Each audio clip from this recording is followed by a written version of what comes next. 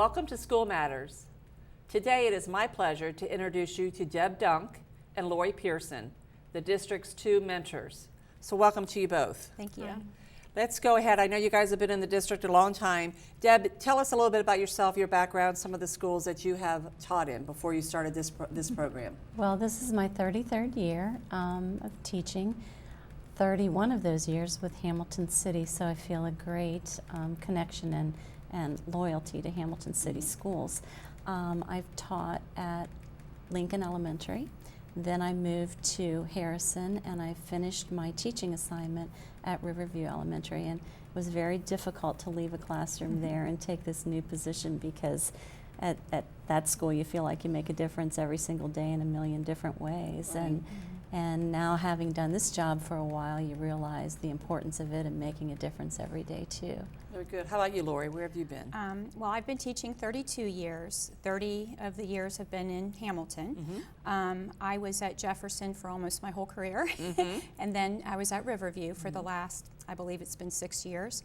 And I'm like Deb, it was really hard for me to leave the classroom, but this is the one job that I felt like I wanted to leave the classroom for this job because I'm still a teacher.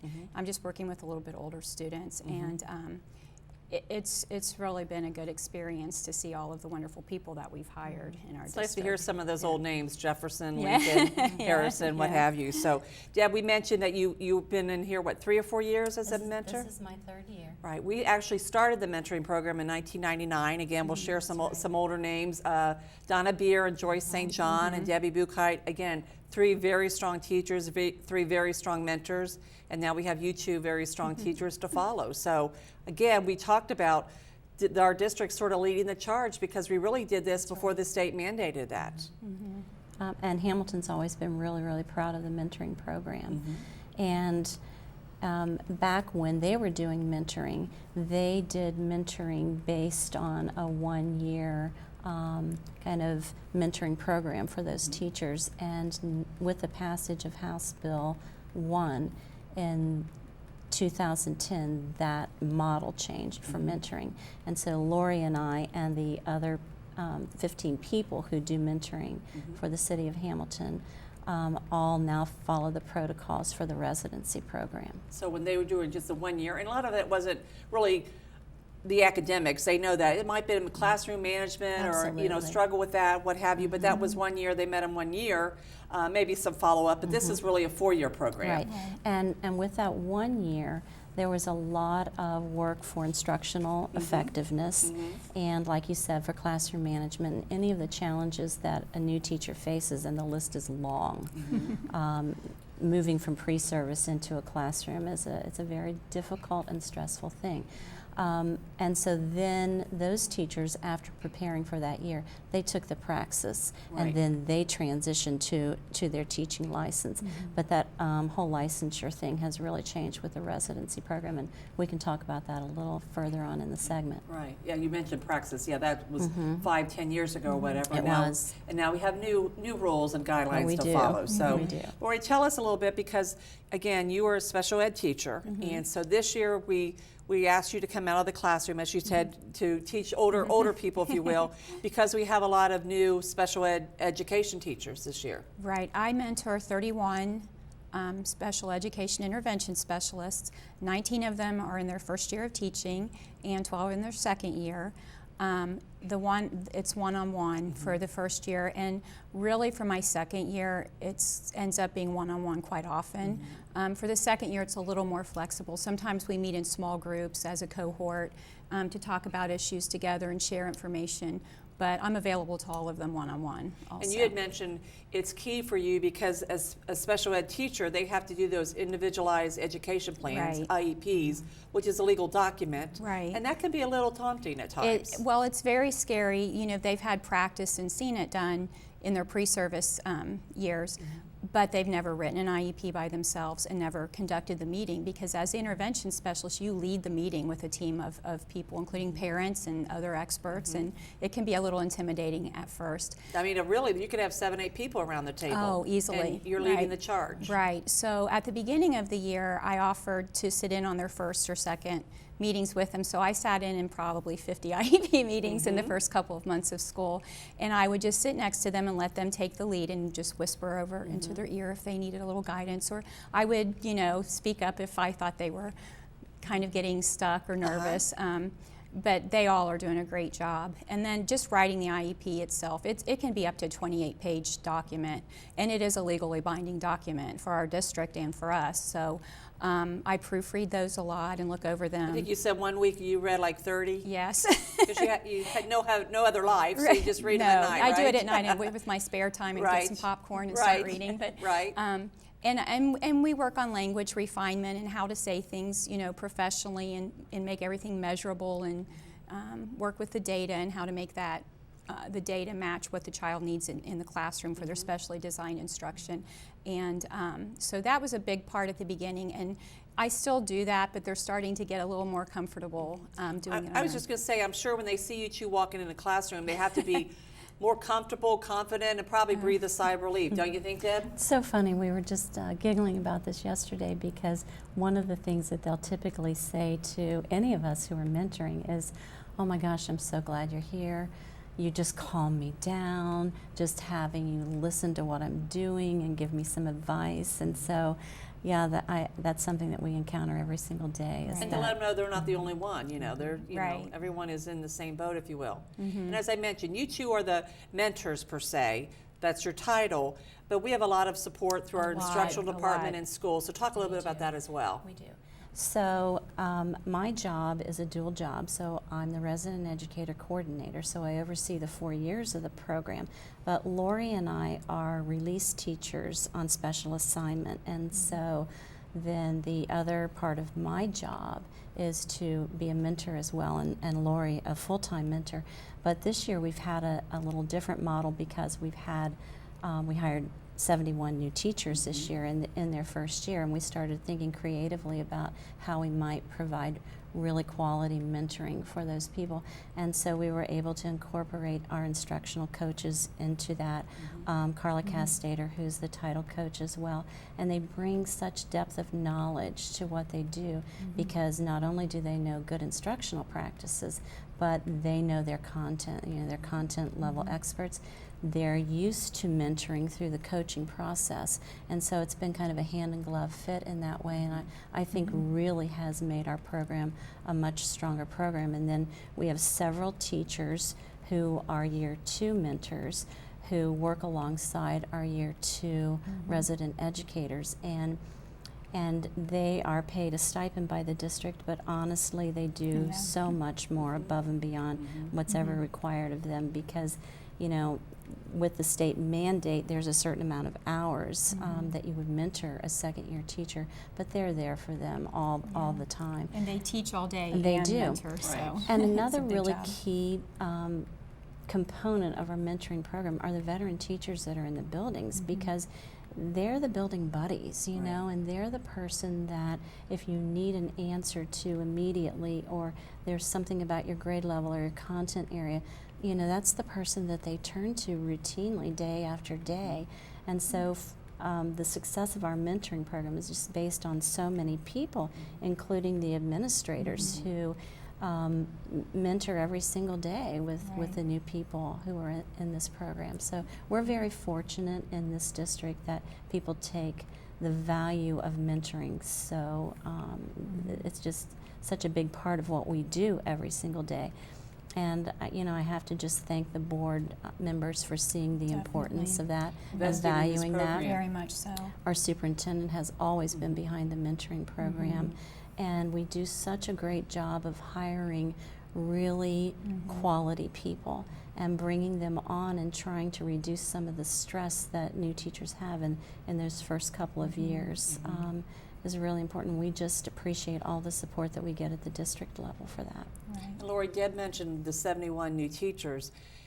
Did you not say that a lot of the teachers want to come to Hamilton because of our strong mentoring and the support that they get, and then they like to stay? I have actually had some of my first year and second year people who are new to our district say that one of the reasons they chose Hamilton after they interviewed at different places was because of the level of support that they knew they would receive here, and that our reputation for helping them through their first years and completing their resident educator assessment. That the summative Absolutely. assessment is just such a high quality that they want to be here for those early years. So. Well, talk about the beginning of the school year, because I know you guys, met with the new teachers and had a pretty Yeah, pretty we did. in-depth program for them. We actually went to each building and met with all of the resident educators, years 1 through 4, together as a group, so they could get to know each other and to know the whole team.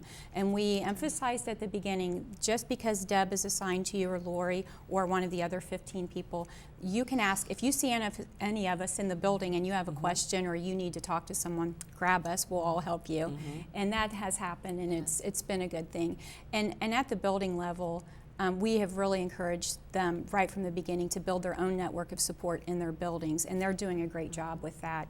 And like Deb said, every building has like a different feel to it, but every building in Hamilton that I go to, it feels like a family, and it feels like you can feel the support in the buildings. And the administrators, the school psychologists, the teachers, everyone in the building kind of rallies together and helps each other. So it's really been a nice thing to see. And we really believe in that networking, and it's worked out well for us this year, especially when it comes to all of our educators who are going through the resident educator As I say, summative talk assessment. about the year 1 through 4, what all they have to be. Oh my goodness, Yeah. it's pretty complicated. Yes. Do you want me to do year 1 and Why 2? don't you So do I have years- the Okay. most year 1 and year 2. Sure. So in year 1, we're just introducing them to the life of teaching, and we provide one-on-one mentoring. Some people I see every single week. I see everyone at least every 2 weeks for at least an hour. They all have my cell phone numbers. Oh, yes. Sometimes they call me in the 24/7. evening, they email me, Absolutely. and we have communication logs in Google that we use to communicate back and forth. So we have a lot of different ways they can communicate with us. So year 1, it's pretty intensive one-on-one mentoring. Year 2 is more of flexible. You can choose to do cohorts. You can still do one-on-one. It's kind of differentiated, like the way we differentiate for our students. Right. After we get to know them, some people have different needs or are at different levels. They might not have been mentored very strongly at a different district and need year 1 mentoring at first until they get comfortable with their new role. And then other people, I meet with small groups, and sometimes we do cohorts of similar like special ed, similar interests or backgrounds Right. or subjects. And that's really good too, because they get to know people from other buildings who have the same job that they might not have met otherwise. Right. So it really creates a lot of networking and a lot of conversations and again, they can communication. feedback on each other and say, Yeah. this worked in my building, well, this is not going to work in mine. So Right, just right. the sharing of ideas is probably very yeah. rich. So, and then 3 and 4, Deb is Right. Right. the expert And on if I that. could just interject something about years 1 and 2, especially in year 1, you leave pre-service training at your university. And for the people that we hire in, they come in at really high GPAs, and they've had really successful student teaching experiences. And so they come in feeling really, really prepared to do the job, and in so many ways they truly are. But then you're in a classroom, and the classroom is a very dynamic and very fluid situation where from minute to minute, day to day, nothing is the same. When you take into account the needs of your kids, there's a lot of situations that come up that they don't have anybody right there at that moment to fall back on. So in that first year, it's trying to understand district culture and trying to understand school culture and trying to understand what your content is, because maybe that's not the content that you student taught in. So trying to get a handle on that, trying to work cooperatively with a group of veteran teachers.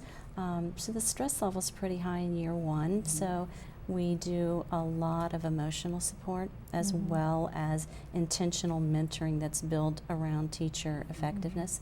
And then in year 2, it's always so funny because at the end of year 1, and you'll experience this, at the end of year 1, they often say, I can't wait for next year. I've learned from so many of my mistakes, or I'll do this differently. They already or, are starting to say, I have absolutely. so many ideas for how I want to start next year. But they don't know until they're actually in the classroom Right. to That's realize exactly what works. right. Right. And it's just so rewarding to The light see that bulb happen. goes off. Absolutely, it does. And then they spend the summer kind of reflecting, because when you're in the thick of it, even though reflection is a critical part of being a better teacher, sometimes you just can't see past that thing that's happening right at that moment. And so that's a big change between year 1 and year 2. Year 2, you can really start to talk to resident educators about a much deeper level of instruction, or a deeper level of assessment as it leads to what are you going to do next with your children in that classroom, or how do I analyze data. So it's kind of a meatier year in preparation for year 3, which is the summative assessment. And that summative assessment drives whether or not they transition from their 4-year resident educator license to a professional 5-year license. And it's a really pretty daunting assessment. There's 5 parts of it. The state calls it the tasks. There's those 5 tasks.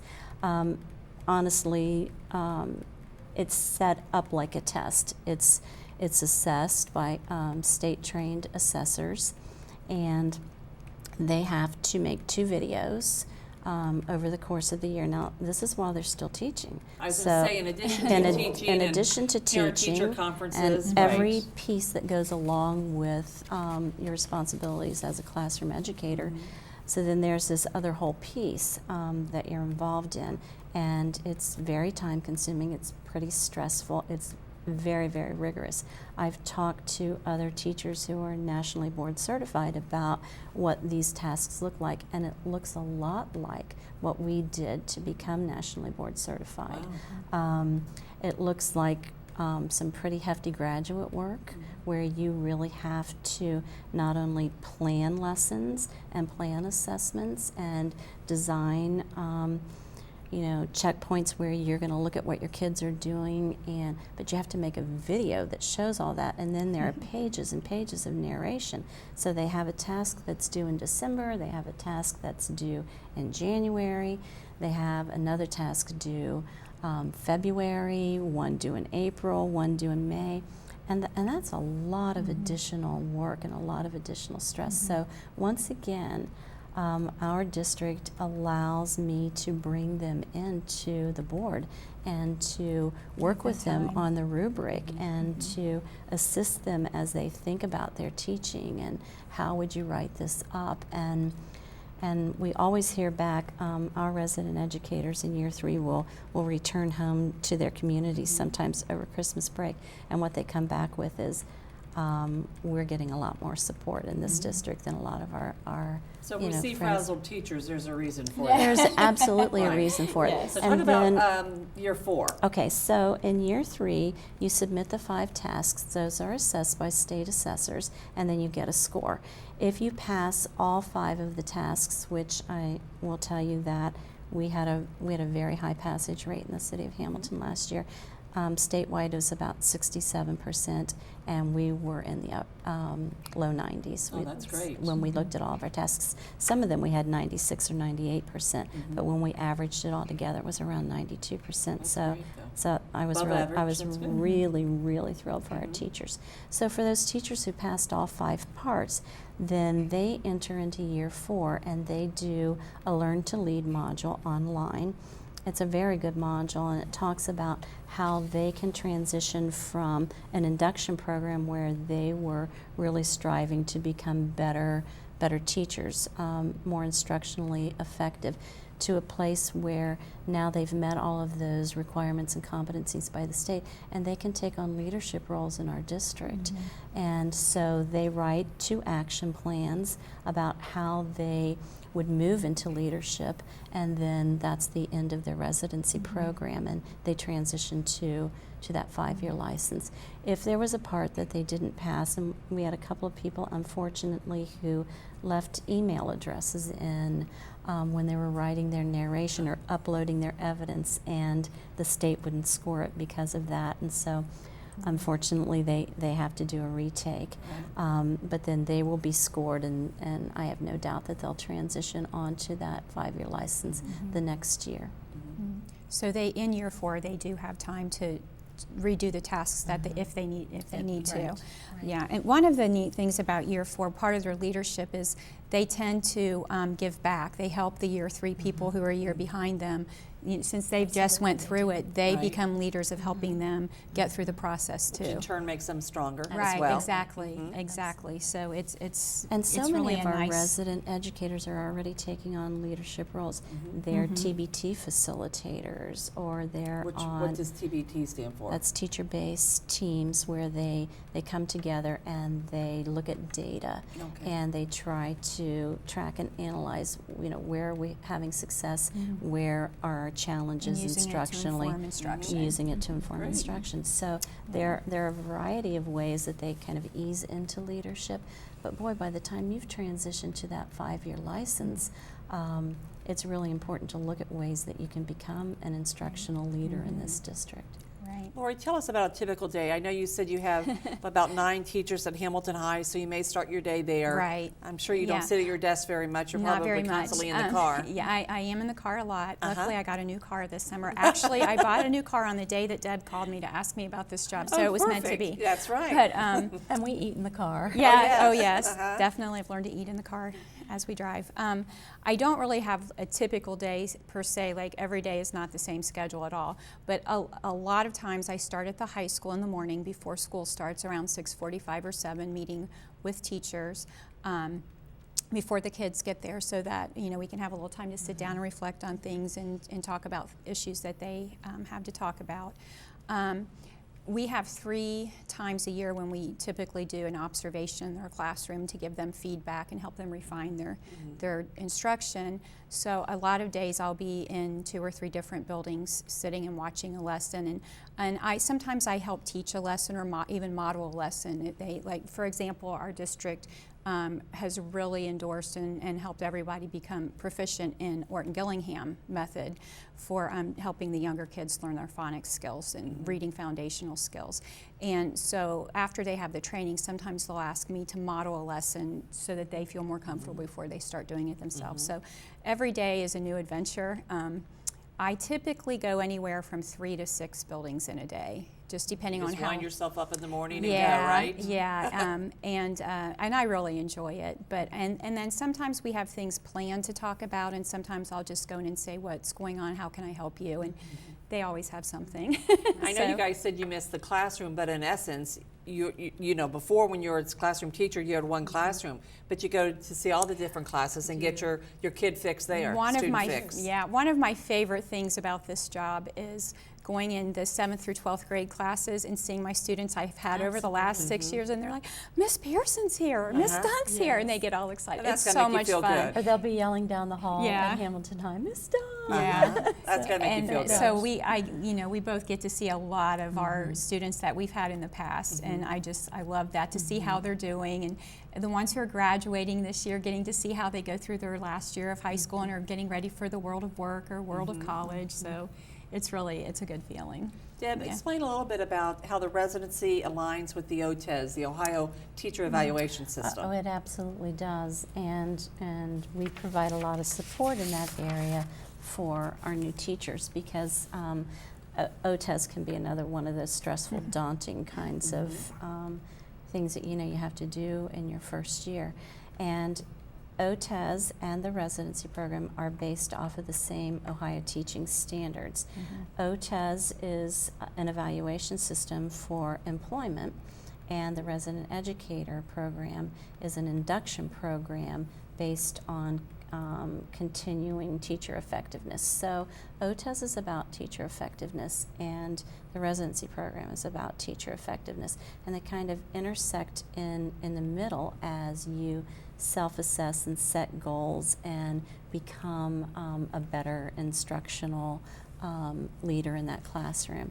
So what we typically tend to do to support the OTES process is we spend a lot of time helping them set their self-assess in the beginning. Where are the areas of What are your strengths, and then what areas do you need to grow? Based on those, Right. Based on the teaching standards. So the teaching standards are all aligned, and so we will go through a checklist with them and say, do you feel like you have a strength or a weakness? And it's interesting because initially they'll say, yes, I think I'm pretty good at this, I'm pretty good at this, I'm pretty good at this. And then when we look at the OTES model with them and explain what kind of evidence you'd have to provide to show that you really have a strength in that, then they're like, yeah, you need to help me with that, or yeah, let's work on So this. the programs complement each other, but They does do. it seem like a duplication of efforts? Well, actually, they can help. One can lend itself to the other. Okay. And we emphasize that with him at the beginning, because everything altogether can be overwhelming to a new teacher. And that's one of the first things we do, is sit down and explain to them that a lot of the things they're going to do to prepare for their teacher evaluation can then be used for the resident educator program. And even more so, the things we do in the resident educator program will make them ready for their evaluations. Absolutely. So yeah, we go through the 7 standards, which the OTES rubric is based on, and we literally have a checklist in very plain language that says, I can do this, I need to work on this. And when we do that, that makes them ready to write their what we call our SMART goals in our district. So we actually help them get ready for the beginning of the year to prepare their goals. And then a lot of times, whenever possible, we go in and observe. We do like a practice run and do an observation with them based on the OTES rubric, and we give them feedback before they have their first formal observation, so they can see how it feels, and we can say, in these 3 strands of the rubric, you did an awesome job. Here's some ideas you can do to bolster this area. So then when they have their first formal evaluation, because we're not evaluating, we're helping them. And that's the key refine. point, I think. You It guys is are not at all. evaluators We are at not all. evaluators Right. at all. And so when they are evaluated, they've already kind of gone through with somebody in a non-threatening way, and it makes them a lot more prepared and a lot more confident when they go through their first formal observation. And because we are not evaluators, and they realize that our relationship is a very confidential relationship, they tend to share exactly what their feelings are, and Build the trust. and build Right, the trust, definitely. and lean on us for well, what idea, how could I improve in this area, or what ideas do you have for me that would make me stronger teacher. And oftentimes when they receive their first formal evaluation, and that they'll bring those post-conference notes to us and say, this is an area that's identified by my evaluator that I need to work on. Can you help me with this? And there's a lot of reward to that. So, Right. and watching them, because OTES is about growth over a period of time. And the resident educator program is the same. It's about growth over a period of time based on the same standards, thankfully, because I wouldn't want to try to be, working out of 2 separate programs. So I think that's kudos to the state for making both of our programs operate out of those same teaching standards. I think sometimes it may appear to be a duplication of effort and energy. But when you're talking the same language with your mentor that you're talking to your evaluator about, there's a lot of strength and power in that. And in the beginning, they may not see that red thread, but by the time that they finish their first year, they're looking at their second year about, okay, I really need to work on differentiation, or formative assessment is not my strong suit, and analyzing that data, kind of trending that out and having that drive instruction. And so they really hit the ground running in year 2. And then in year 3, it's a mentoring, facilitating kind of relationship where they're working through all these protocols for the assessment, knowing that, there's that brick kind of hanging over their head. Am I going to transition to my 5-year license? And so Lynn Spaeth and I spend a lot of time, the way Lori reads and offers advice about IEPs, Lynn and I do with the tasks for year 3. And another thing, when you were talking, made me think the red thread that runs through both. Both are evidence-based, so we have them collecting evidence about differentiation, about assessment, about instruction. And all the evidence they collect can be used as evidence when they meet with their evaluators. So they're not doing it twice, they're doing it once for both things. And one strengthens the other. That's right. Yeah. Right. And where their evidence for OTAS is part of a legally binding document that is part of a statewide system. The evidence that they collect for us and the things that they talk about with us, that's theirs. They own it. Hamilton City Schools owns no part of it. At the end of the year, as a resident educator coordinator, I talk to their mentors, and we decide if they have completed that program with fidelity, and then we go in and we report to the state that they have, and we've never had anyone who hasn't given it their all. And then they transition to year 2. And so that's the way that reporting does, and that's really our only tie with the state. The rest of it is internally driven based on what we think is best for our teachers. Well, it's obvious you guys are very knowledgeable, but I think what also comes out is that you're very approachable, very warm, and I think that, you know, again, as a first-year teacher shaking in your boots or whatever, nice to see a nice, friendly face. It's giving you, as you said, you're not being evaluated, which I think is key, but you're giving them some, you know, very important pointers on how to, you know, survive the first, second, you know, third years of school. And it's important that they trust us because it's hard to open up and to feel free to ask for help. That's a hard thing to do, to ask for help, and it's a hard thing sometimes to receive kind of a critique that's meant to be formative, you know, that's meant to help you grow. And so we spend a good deal of time in August and September trying to build that relationship, that we're here, we're available, please call us. And they're a little reluctant in the beginning because, you know, it's hard to say, is that just, or are they just telling us that, or is that really the way it is? But by the time the end of September rolls around, they feel very comfortable to call all the time. Right. Well, that was evident at the one of our board meetings at the beginning of the year. We invited all the new teachers. In fact, we had so many. We were at the Hamilton High Auditorium, Right. and they all came and gave you guys a hug. And I thought, boy, they know who their best friend is, and that's a testament to you two. Well, thank you. Thank and you. And to everyone. And to everyone. all the the mentors. That's exactly right. And It's again, I a think lot you of said time. you get a lot of calls from other districts, and even the state calls.